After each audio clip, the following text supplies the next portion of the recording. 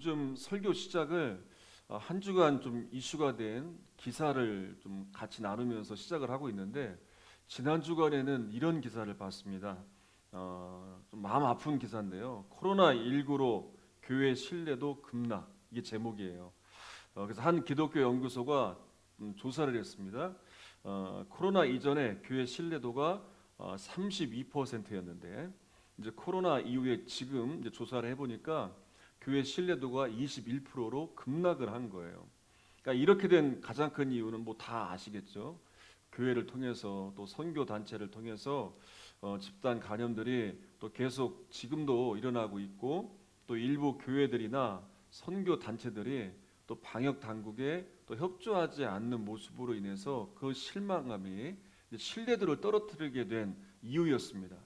자, 그러면서 이런 질문을 던졌어요. 어떤 질문을 던졌냐면, 자, 이런 가운데 국가가 종교의 자유를 제한해야 되는가라고 물었습니다. 그랬더니 응답자의 86%가 90% 가까운 응답자들이 그렇게 해야 된다. 국가가 강압적으로 종교를 제한해야 된다라고 답했다고 하는 거예요. 그러니까 물론 언론에서 너무 과장되게 교회발 간염을 좀 부각시키는 면도 있습니다. 실제로 조사를 해보니까 전체 교회발 간염이 11%라고 하더라고요. 근데 사람들 인식은 50% 이상이다. 또 어떤 사람들은 대부분 교회에서 나온 것이다라고 그렇게 인식할 정도로 언론은 작은 것도 이게 사람들에게 부각을 시켜서 그러니까 좋은 것을 기사화시키기보다 이 안 좋은 면을 좀 부각시켜야 사람들이 주목하기 때문에 그렇게 좀 자극적인 것을 부각시켜 교회가 피해를 본 부분도 있습니다. 근데 마지막 그래서 이런 상황에서 이런 기독교 연구 단체가 조사한 거예요. 교회가 회복할 수 있는 방법. 결론을 이렇게 내렸어요. 교회가 회복할 수 있는 방법은 특별히 보이지 않는다. 기독교 연구 단체입니다. 그렇게 절망적인 결론을 낸 거예요. 정말 마음이 아팠습니다. 먹먹해지더라고요. 여러분 그동안 한국 교회 내에서 교회 회복을 참 많이 얘기해 왔습니다. 교회 회복을 이야기할 때 어김없이 등장했던 이야기가 사도행전에 나오는 초대교회 부흥. 이 초대교회로 회복돼야 된다. 저도 많이 얘기했고 한국 교회에서도 많이 이야기를 했습니다. 또 한 가지 또 이야기한 것이 한국 기독교 초기의 부흥, 대부흥 운동, 1907년에 일어났던 이 대부흥 운동이 다시 일어나야 된다. 수많은 이런 이야기들을 하면서 실제로 이런 행사들, 이런 집회들도 참 많이 해왔습니다. 그런데 교회와 또 믿음을 가진 분들에게 일어난 이 역사들은 어떤지 잘 모르겠지만 세상 사람들이 적어도 경험하는 그 체감적인 경험들은 오히려 더 교회를 걱정하고 있지는 않은가. 그러니까 교회가 세상을 걱정하기보다 세상의 시선이 교회를 향하여 더 걱정하고 있지는 않은가. 이런 안타까운 상황이 된 것이 지금의 현실입니다. 아마 저보다도 여러분들이 믿지 않는 사람들과 많이 부딪히기 때문에 또 직장생활 하시는 분들도 계시고 또 사회에서 생활하시는 분들이 많기 때문에 여러분들이 이 믿지 않는 분들과 접하면서 교회에 대한 시선이 얼마나 안 좋은지 부정적인지 여러분들이 더 저보다는 실감을 하고 있을 겁니다. 이런 시기에 올 초부터 새벽마다 우리 누가복음의 말씀을 다시 읽기 시작을 했습니다. 이 말씀을 왜 이런 상황 가운데 이 말씀을 주시는 것일까? 귀한 은혜가 깨달아지는 거예요. 그러면서 여러분 오래된 기독교 연구 단체에서 결론을 내리기는 그 방법에 대해서 제시하지 못했지만 그러나 교회의 회복 그리고 우리의 신앙의 회복 그래서 세상을 향하여 정말 세상을 걱정하고 세상에 선한 영향력을 행사할 수 있는 또 내 신앙이 회복되어서 내 가정을 일으키고 절망과 상실감에 빠져 있는 내 주변 사람들을 일으킬 수 있는 그런 신앙의 회복을 일으킬 수 있는 방법은 절대로 우리가 제시할 수 있는 것도 아니고 세상에서 찾을 수도 없다는 걸 알게 되었어요. 그러면서 이 문제에 대해서 고민하면서 오늘 본문의 말씀을 통해 한번 그 답을 찾아가 보려고 합니다. 다시 한번 22절을 읽어보도록 하겠습니다. 자, 시작. 인자가 많은 고난을 받고 장로들과 대제사장들과 서기관들에게 버림받아 죽임을 당하고 제3일에 살아나야 하리라 하시고. 자, 예수님께서 십자가의 순환에 대하여 처음 말씀하시는 거예요.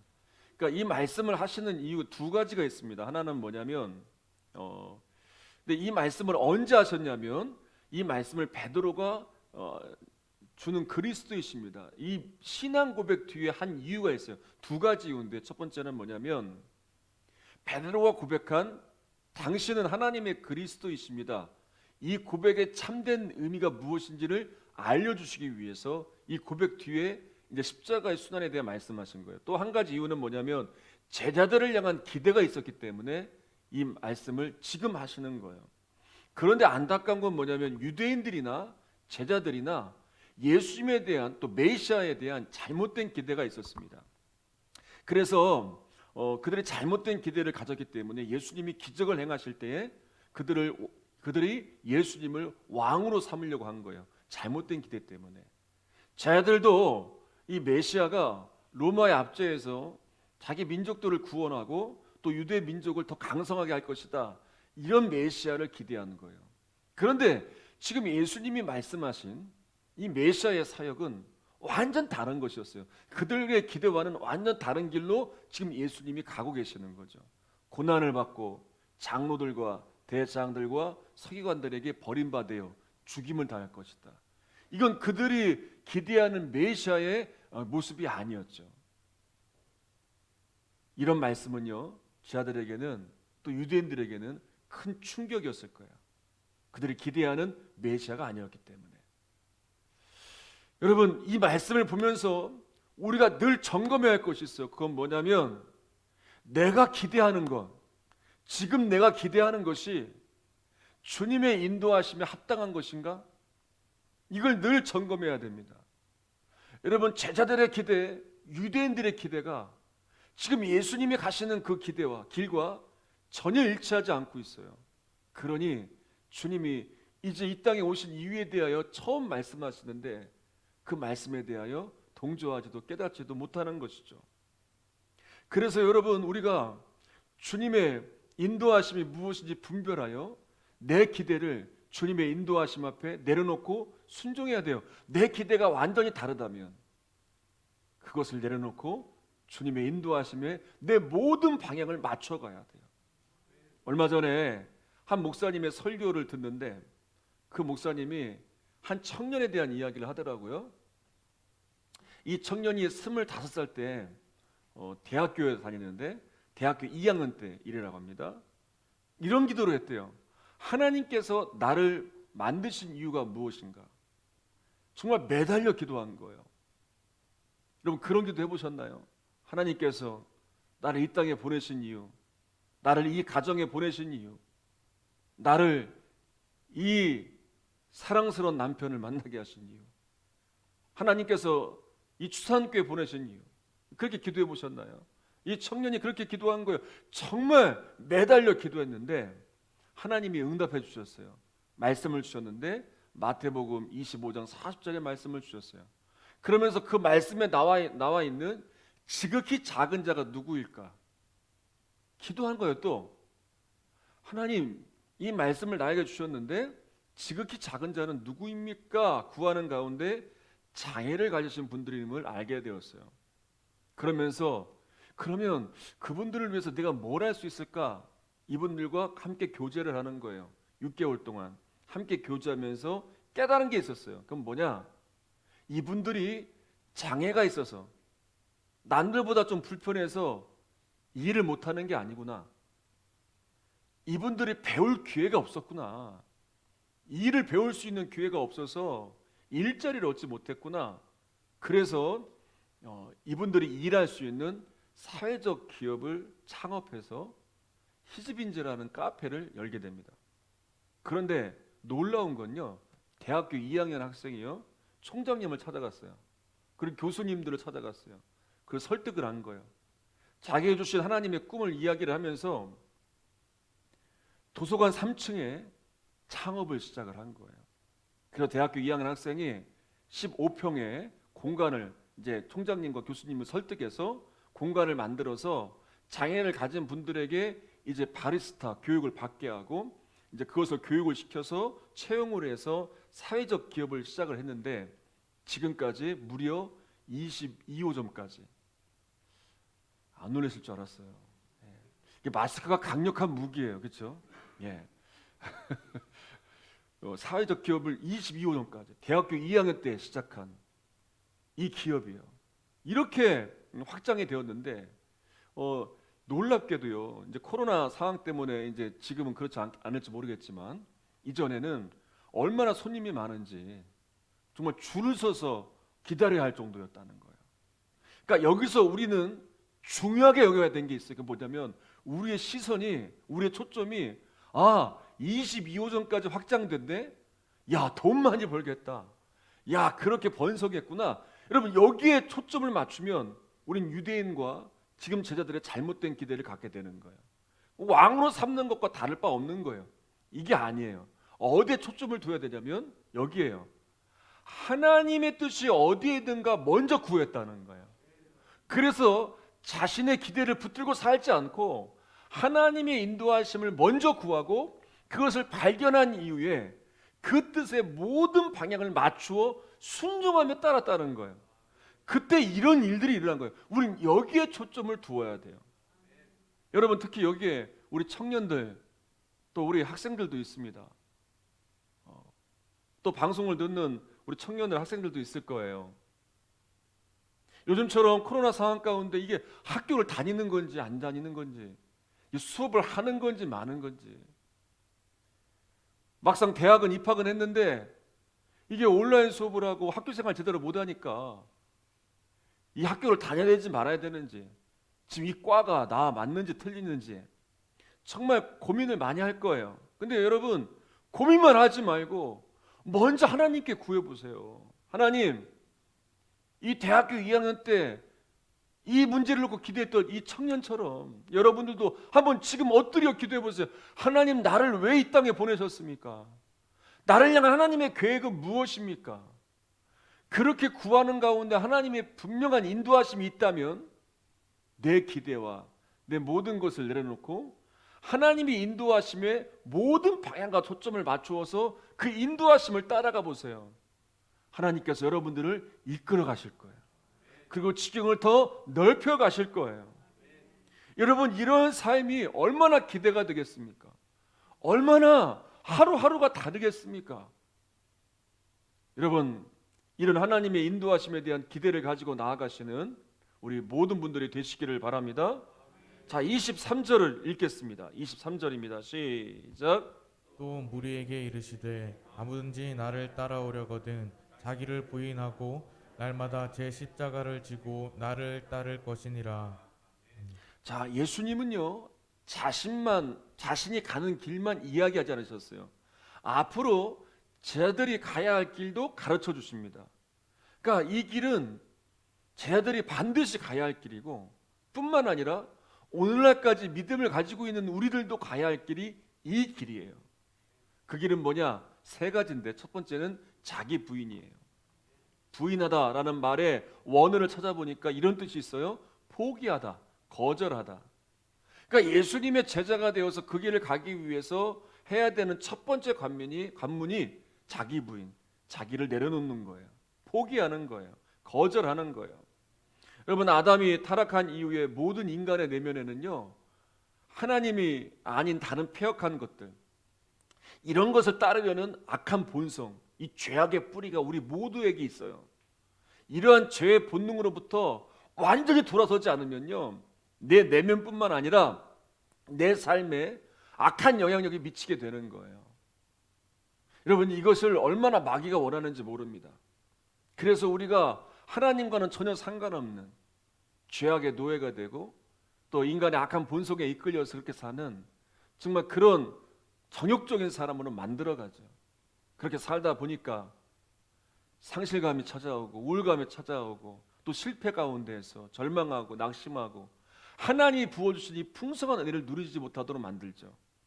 그래서 끊임없이 이 내면에서 나오는 이 악한 본성에 이끌리지 않도록 자기 부인, 자기를 내려놓고 이런 것들을 내려놓고 이런 것들을 물리치고 이제 주님의 인도하심을 따라서 주님이 주시는 은혜를 붙들고 일어서는 이 승리가 일어날 때 하나님과의 관계가 연결되어서 부어주시는 그 은혜와 능력이 우리에게 공급되어지는 거예요.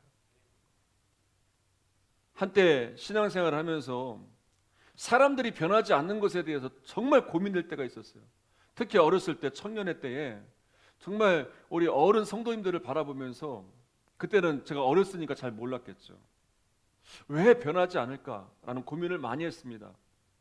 분명히 십자가의 복음을 믿고 새로운 삶을 시작했는데 정말 변한 것 같은데 다시 예전으로 과거로 돌아가는 거예요. 여전히 자기 성질을 버리지 못하고 화를 찾지 못하고 여전히 원수 맺고 여전히 용서하지 못하고 순종과 헌신으로 따르기보다 여전히 세상을 바라보고 그리고 저를 돌아보니까 저 역시도 예외가 아니더라고요. 주님의 분명한 은혜를 경험했음에도 다시 과거로 돌아가고 있더라고요. 그 원인이 어디에 있느냐? 바로 여기에요. 자기 부인의 역사가 일어나지 않는 거예요. 여러분 저절로 가만히 변화되는 게 아니에요. 내가 부단한 노력을 통해서 내 안에 끊임없이 일어나는 이 옛사람의 모습들을 죽이지 않으면 절대로 승리할 수 없어요. 또 무너질 수밖에 없고 또 과거로 돌아갈 수밖에 없고 다시 또 그 죄악 가운데 또 악한 영에 시달릴 수밖에 없는 거예요. 그러나 자기 부인의 역사가 일어난다면 이 악한 본성을 따르지 않고 놀라운 이 주님의 승리를 붙들고 우리 나아갈 수 있게 되는 거예요. 수없이 말씀을 드렸지만 한국 초기에 대부흥의 운동이 시작된 그 출발점이 바로 평양 장대현 교회 집회였습니다. 그 집회에서 마지막 날까지 아무런 역사가 없었는데 길선주 장로님이 자신의 죄를 회개한 거예요. 자신이 아간과 같은 그런 죄를 지었다. 친구가 맡긴 돈 중에 일부를 이제 자기가 가진 거예요. 그것에 대해서 공개적으로 회개를 했습니다. 쉽지 않은 결정이었죠. 그런데 자기 부인의 역사가 일어난 것이죠. 죄악에 자기를 내어준 게 아니라 그것을 공개하며 회개하는 일이 있었을 때 그 뒤로 거기에 있던 수많은 사람들이 회개하기 시작하는 거예요. 여러분 이 회개의 역사가 이어지다 보니까 어떤 일이 일어나는지 아십니까? 교회에 죄인들이 많다. 그러니까 죄를 공개적으로 회개하니까 그런 소문이 난 거예요. 나쁜 사람들은 다 교회에 있다. 그래서 진짜로 경찰이요 이 범죄자를 잡으러 교회로 왔다는 거예요. 실제 일어난 일이에요. 그 잡으러 교회로 왔다가 이 경찰이 이제 가만히 앉아 있어서 무슨 죄를 지었는가 듣고 있는데 이 회개의 역사가 일어나다 보니까 경찰이 죄인을 잡으러 왔다가 자기도 회개하고 예수를 믿게 되었다는 거예요. 아주 유명한 이야기입니다. 근데 여러분 여기서 끝나지 않았어요. 이 자기 부인의 역사가 이 회개의 역사가 요 안에서만 끝난 게 아니라 이것이 퍼지기 시작하는데 그 지역에 그 주변에 그리고 대한민국 온 땅에 퍼지기 시작한 거예요. 여러분 놀라운 건요. 이제 원수를 맺고 있던 관계가 회복되기 시작하는데 여기서 회개하고 은혜 받은 사람들이 나아가서 그동안 미워했던 사람들을 찾아가는 거예요. 가족 중에서 미워했던 사람을 찾아가고 그리고 이웃 가운데 미워했던 사람들 찾아가 먼저 용서를 구하는 거예요. 그리고 술집이 문을 닫고 그 앞에 글을 써 붙이는 거예요. 오늘부터 예수 믿고 구원을 받았습니다. 여러분 이런 역사들이 일어나니까 정말 전국적으로 이 부흥의 물결이 퍼지게 된 것이죠. 여러분 이것이 진정한 회개의 역사예요. 내 안에 있는 이 악한 본성을 이제 거절하고 포기하는 이 부인하는 역사를 통해서 진정한 회개가 있었기 때문에 바로 오늘날 일어나야 될 회개가 이런 역사예요. 오늘 교회를 향한 우리 믿는 사람들을 향해 일어나야 될 이 자기 부인의 역사가 바로 이런 역사인 거예요. 갈라디아서 2장 20절에서 사도 바울은 이렇게 이야기해요. 같이 한번 읽어보겠습니다. 시작. 예, 십자가에 못 박혔나니 그런즉 이제는 내가 사는 것이 아니요 오직 내 안에 그리스도께서 사시는 것이라. 이제 내가 육체 가운데 사는 것은 나를 사랑하사 나를 위하여 자기 자신을 버리신 하나님의 아들을 믿는 믿음 안에서 사는 것이라. 아멘. 내 옛사람이 죽어지고 이제는 내 안에 임하신 주님께서 나를 이끌어 가시도록 이제 믿음으로 순종하며 살아가야 돼요. 그때 진정한 변화가 계속되어지는 거예요. 이건 한 번만으로 끝나는 것이 아니에요. 그냥 내가 원할 때 이렇게 사는 게 아니라 평생 이렇게 이 말씀대로 살아가야 돼요. 여러분, 이 승리가 저 여러분 가운데 계속되어지기를 주님의 이름으로 축원합니다. 자, 두 번째는 날마다 제 십자가를 지는 거예요. 여러분, 십자가는 무엇입니까? 이 말씀으로 많이 전했죠. 여러분들이 가르쳐 드렸죠. 십자가는 우리가 가야 할, 우리가 짊어져야 될 사명이에요, 사명. 그리고 더 포함한다면 이 사명을 감당하기 위해서 희생하는 것, 노력하는 것까지도 포함하는 거예요.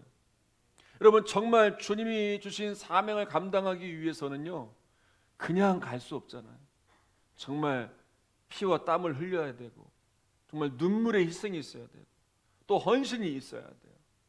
그러니까 여기서 중요한 건 뭐냐면 날마다라는 단어예요. 날마다 제 십자가를 지고 가는 희생과 헌신이 이어져야 돼요. 제 아들이 메시아에 대한 잘못 기대를 가지고 있었지만 이제 부활하신 예수님을 만나고 나서 이제 그들이 달라지는 역사가 일어났죠. 그리고 제 십자가를 지고 날마다 주님을 따르는 일들이 일어난 거예요. 여러분, 사명이 때로는 힘들고 부담이 되고 때로는 주님을 따르는 길이 힘들다고 십자가를 내던지는 그런 안타까운 모습을 보이지 않고 끝까지 십자가를 짊어지고 제 십자가를 지고 피와 땀을 흘리면서 희생하고 헌신하며 제 아들이 이 길을 걸어갑니다. 심지어는 생명을 다해 순교하기까지 그 길을 갑니다. 왜냐하면 이 길이 주님이 가신 길이고, 그리고 이 길을 가라고 저희들에게 말씀하셨기 때문에 그 길을 끝까지 가죠. 한 목사님 칼럼을 보니까 한 집사님의 간증을 하시더라고요. 이 집사님은 이제 교회에서 진행하는 이제 여름 단기 선교 훈련에 참가를 했습니다. 선교 훈련을 받고 이제 선교 훈련을 받고 난 다음에는 이제 선교를 가는데 이제 믿지 않는 남편과 또 시어머니가 반대를 하는 거예요. 어떻게 되느냐 고민이 되잖아요. 이제 하나님께서 해결해 주실 것을 믿고 모든 걸 진행하면서 기도하는 가운데 오히려 갈수록 더 반대가 심해지는 거예요. 이제 목사님과 또 성도들에게 중보 기도 제목을 나누면서 어떻게 해야 될지 기도하자고 기도 부탁을 하는데 함께 기도하는 가운데 하나님이 주신 응답이 있었어요. 그건 뭐냐? 정말 먼저 선교해야 될 곳이 그 단기 선교를 가는 그곳이 아니라 지금 반대하고 있는, 지금 가지 못하게 못하게 하는, 붙들고 있는 그 남편과 시어머니가 계신 가정임을 깨닫게 한 거예요. 그래서 그 집사님은 이렇게 간증을 합니다. 열방이 가장 가까운 곳에 있었습니다. 바로 가정이었습니다. 제가 선교 완성을 위해서 이 사명을 잘 감당할 수 있도록 기도해 주십시오. 그러면서 이 남편과 어머니에게 편지를 썼습니다. 뭐라고 썼느냐? 죄송함의 편지, 그렇게 용서를 구하는 편지를 쓴 거예요. 내 고집만 세우기 위함도 아니고 또 고집을 꺾기 위해서 그런 것도 아닙니다. 그동안 너무나 미안하고 그리고 또 제 사랑은 변함이 없습니다. 또 부담을 드려서 죄송합니다. 이런 편지를 썼습니다. 그리고 기도하는 거예요. 그러는 가운데 이제 그렇게 반대하던 남편과 또 어머니의 마음이 이제 열리게 된 거예요. 여러분, 여기서 중요한 건 뭐냐면 이런 반대에 부딪혔을 때, 이런 어려움에 부딪혔을 때 우리가 어떻게 해야 되는지, 이 문제를 가지고 정말 하나님의 인도하심이 어디에 있는지, 정말 내가 가야 할 이 십자가의 길이 무엇인지를 분명히 구하는 것이 중요한데, 예수님께서도 십자가를 지시기 전에 겟세마네에서 이렇게 기도하셨습니다. 나의 원대로 마옵시고 아버지의 원대로 하옵소서. 여러분, 예수님도 이렇게 기도하셨습니다. 자신이 원하는 대로가 아니라 하나님이 주신 이 사명의 짐, 이 십자가의 길을 갈 수 있도록 하나님의 뜻대로 가도록 인도하소서. 여러분, 처음에는 어려운 일이 생기면 우리가 그렇게 기도할 거예요. 하나님, 제발 좀 도와주세요. 제발 좀 해결해 주세요. 대부분 이렇게 기도할 거예요. 너무나 힘이 들기 때문에. 그런데 이렇게 기도하다 보면 우리 기도가 깊어지다 보면 이제 이런 기도로 바뀌게 됩니다.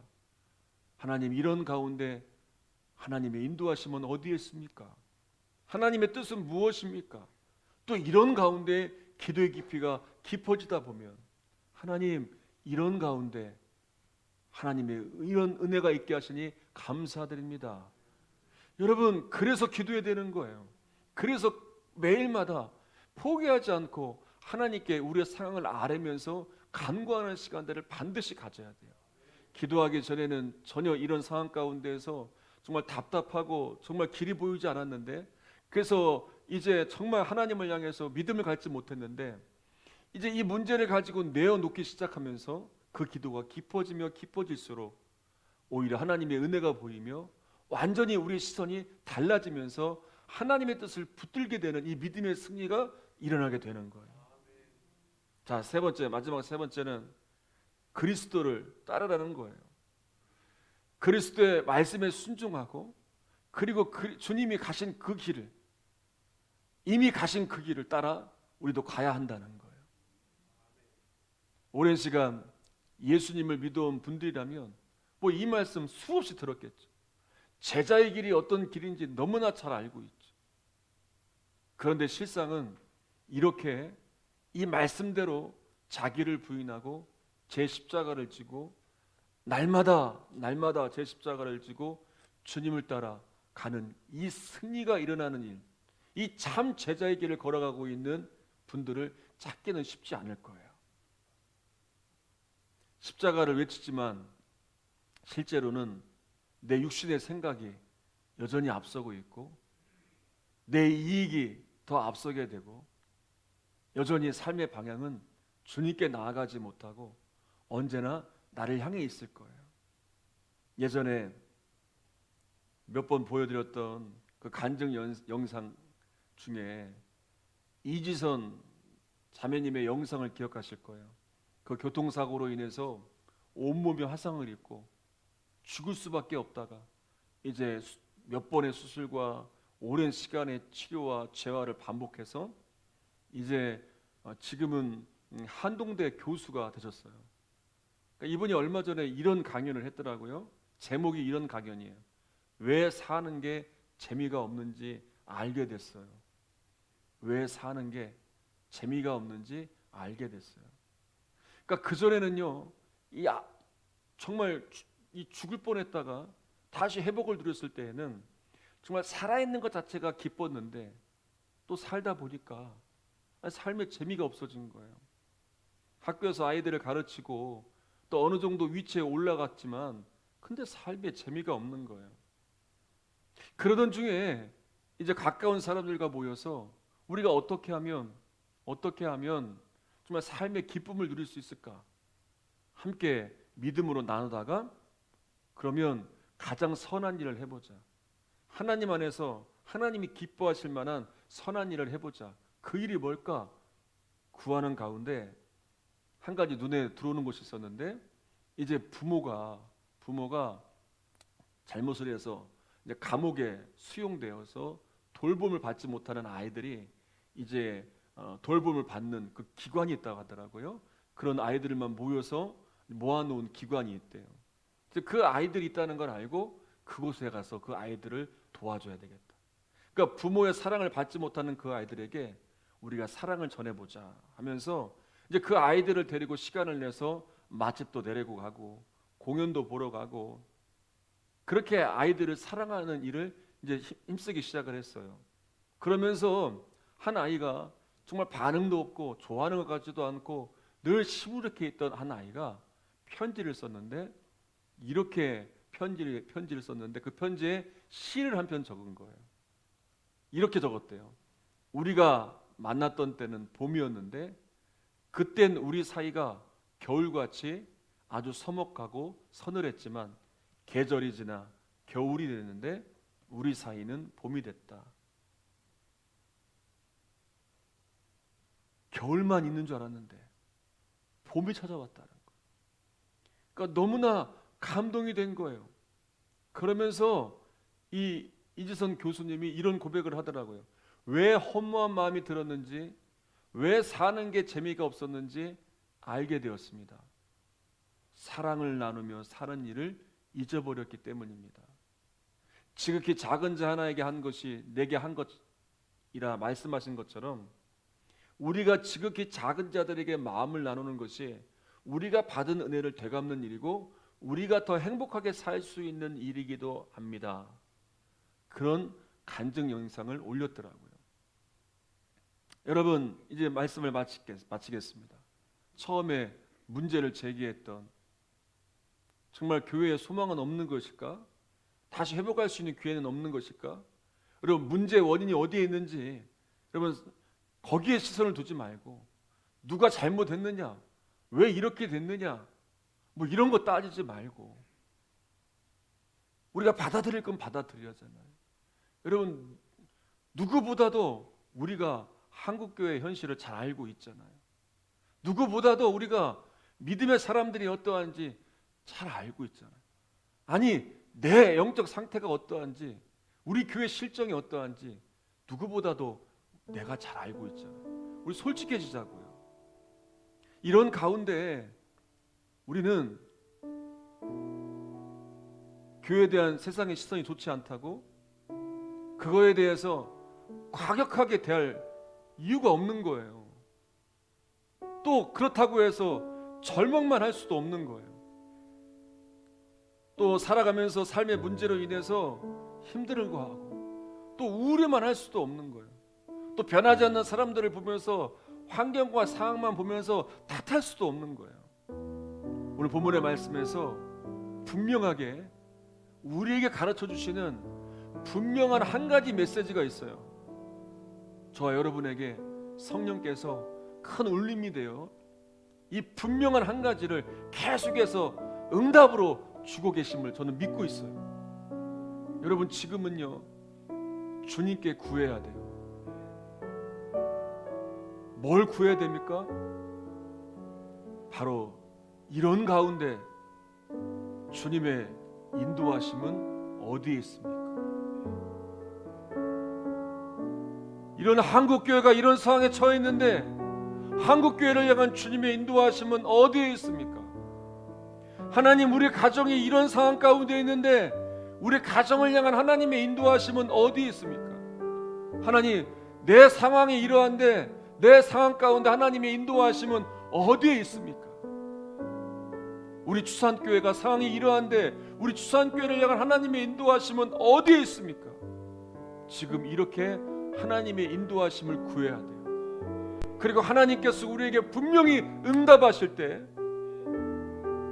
자기를 부인하고 제 십자가를 지고 따르라 말씀하신 주님의 말씀을 기억하고 우리의 모든 초점과 우리의 모든 시선을 하나님의 뜻에 맞추어서 순종하며 주님이 가신 그 길을 따라 믿음으로 나아가야 돼요. 그때 일어나는 분명한 승리가 있게 될 거예요.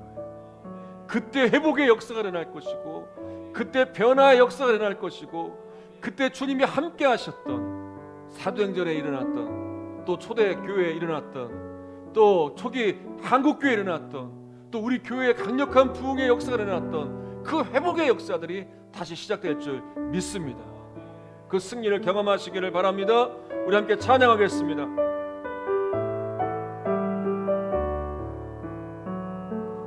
오직 주의 사랑에 매여 내 영 기뻐 노래합니다. 이 소망의 언덕 기쁨의 땅에서 주께 사랑 드립니다. 오직 주의 임재 안에 갇혀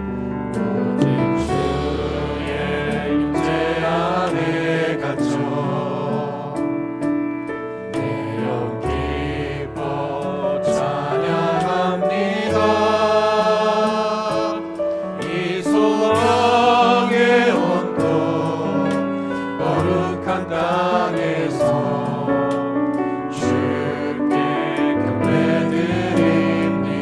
주께서 주신 모든 은혜 나는 말할 수 없네. 나는 말할 수 없네. 내 영혼 즐거이 주 따르렵니다. 주께 내 삶 드립니다. 오직 주의 사랑에 오직 주의 사랑에 내 영 기뻐 노래합니다. 우리 손을 가슴에 얹고 찬양합니다. 인소명의 언덕 기쁨의 땅에서 주께 사랑 드리 주께서 주신 모든 은혜 주께서 주신 모든 나는 말할 수 없네. 나는 말할 수 없네. 내 영혼 즐거이 주 따르렵니다. 이 십자가를 바라보면서 다시 한번 주께서 주신 모든 은혜 주께서 말할 수 없는 모든 은혜 누리고 있습니다. 나는 말할 수 없네. 내 영혼 즐거이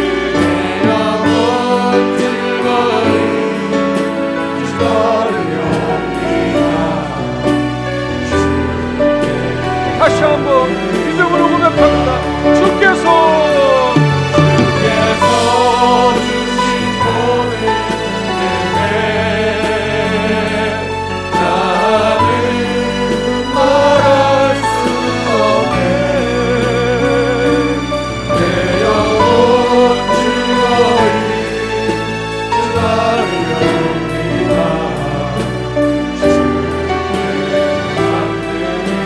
우리 목소리로만 고백합니다. 주께서 주신 모든 은혜 나는 말할 수 없네. 내 영혼 즐거이 주 따르렵니다. 주께 내 삶 드립니다. 이 시간에 기도할 때 한 가지만 놓고 기도하겠습니다. 하나님, 하나님의 인도하심은 어디에 있습니까? 하나님의 뜻은 무엇입니까? 한국교회를 향한 하나님의 뜻은, 우리 가정을 향한 하나님의 뜻, 내가 뭘 해야 됩니까? 내가 대체 무엇을 따라야 되는지 하나님 깨닫게 해주시옵소서. 온갖 내 육적인 마음에 사로잡히지 않게 해주시고, 이 상실감과 나태함과 낙심 가운데 또 죄악 가운데 내어두지 않게 해주시고, 하나님이 인도하시는 그 길, 하나님이 주시는 그 사명을 붙들고 다시 일어서기를 원합니다. 하나님 깨닫게 하시고 가르쳐 주시고 일으켜 주시옵소서. 우리 그렇게 기도하도록 하겠습니다.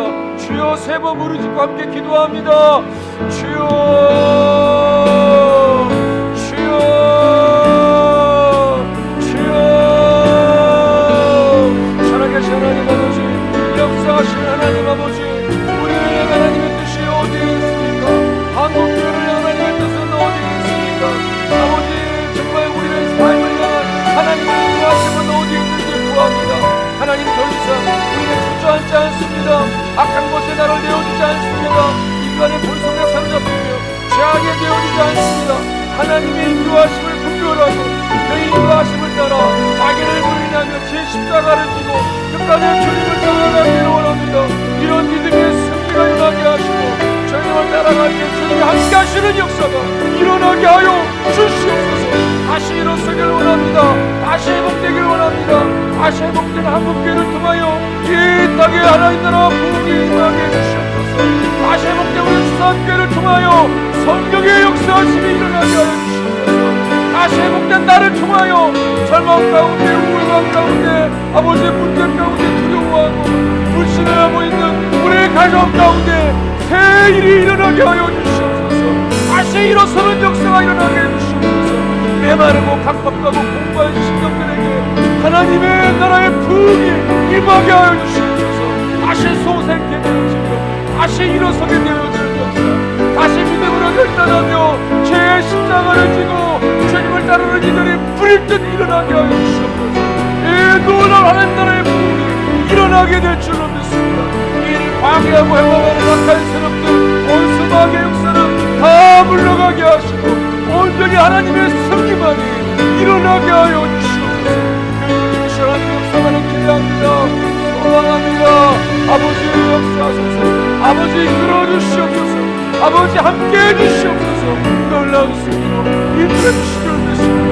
주님 역사하여 주시옵소서. 주님의 주신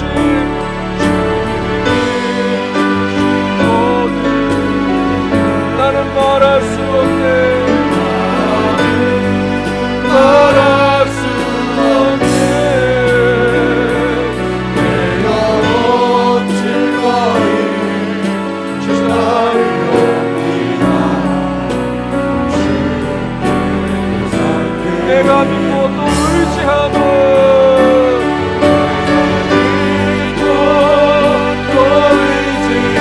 내 몸을 옆혀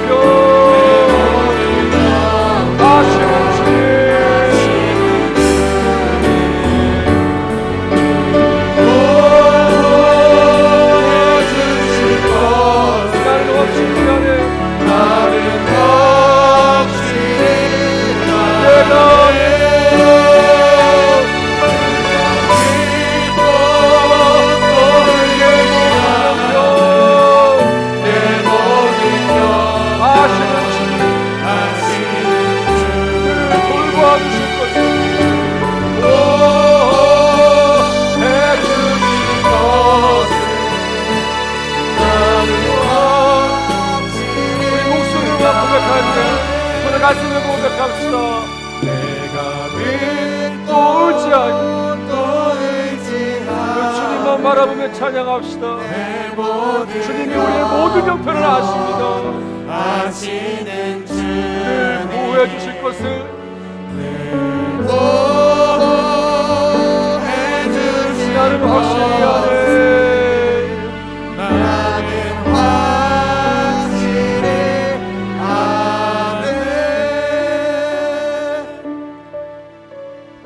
주님, 아직 끝난 것이 아닙니다. 다시 기회가 있습니다. 주의 말씀이 있기에, 주님이 우리와 함께 하시기에 다시 일어설 수 있습니다. 한국교회를 향한 하나님의 뜻이 어디에 있는지 구합니다. 우리 주산교회를 향한 하나님의 뜻은 어디에 있는지를 구합니다. 우리 가정을 향한, 나를 향한 하나님의 인도하심은 무엇인지 구합니다. 그렇게 엎드려 구하는 우리 성도들에게 하나님 응답하여 주시고 그들을 그 길을 깨달아 알게 해주시옵소서. 그리고 이제 제 십자가를 지고 이제 주님을 따라가는 일들이, 이 놀라운 믿음의 순종의 삶들이 이루어질 때 그 가운데 하나님이 함께 하시는 회복의 역사, 부흥의 역사가 일어날 줄로 믿습니다. 하나님, 코로나19로 인해서 여러 가지 위기를 경험하는 가운데 우리의 신앙의 침체도 찾아왔습니다. 교회의 영적인 침체도 찾아왔습니다. 하나님, 이제 짓눌리고 억눌리고 공고하고 메마른 가운데 있는 것이 아니라 다시 일어나서 생명력 있는 신앙으로, 살아난 신앙으로 다시 하나님의 역사를 보이며 승리케 되는 역사가 곳곳에서 일어나게 해주시옵소서. 우리 교회가 다시 일어나게 해주시옵소서. 이 지역의 교회들이 일어나게 해주시옵소서. 우리 가정이 다시 일어서게 해주시옵소서. 우리 다음 세대들이 다시 일어서게 하여 하나님의 영광을 보게 하여 주시옵소서. 이 시간 하나님 앞에 귀한 예물들을 올려드립니다. 10의 1조와 감사와 1천번째 건축과 선교 각가지 제목을 담아 드려지는 이 예물 하나님 받아주셔서 하나님의 나라를 이루는 일에 아름답게 쓰일 때마다 지경을 넓혀 역사해 주시고 하나님 정말 많은 것들로 채우시고 역사하신 하나님의 은혜가 넘치게 하여 주시옵소서. 예수님의 이름으로 기도하옵나이다. 아멘.